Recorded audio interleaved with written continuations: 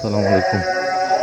এই এটা হচ্ছে দিক আল্লাহ পাকের রহমত স্বরূপ আমরা এই যে এই নামাজ পড়তে আসছি। তো আল্লাহ আমাদের নামাজকে কবুল আর মঞ্জুর করে রব্বুল আলামিন। দেখতে পাচ্ছেন এখানে আমরা সবাই নামাজ পড়বো। জীবন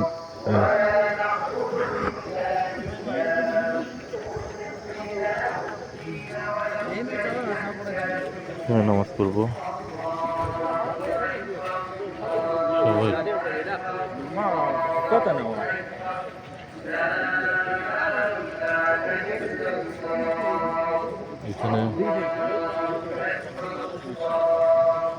হাজার হাজার মানুষ আসছে ঈদের জামাত পড়ার জন্য আল্লাহ পাকের দরবারে।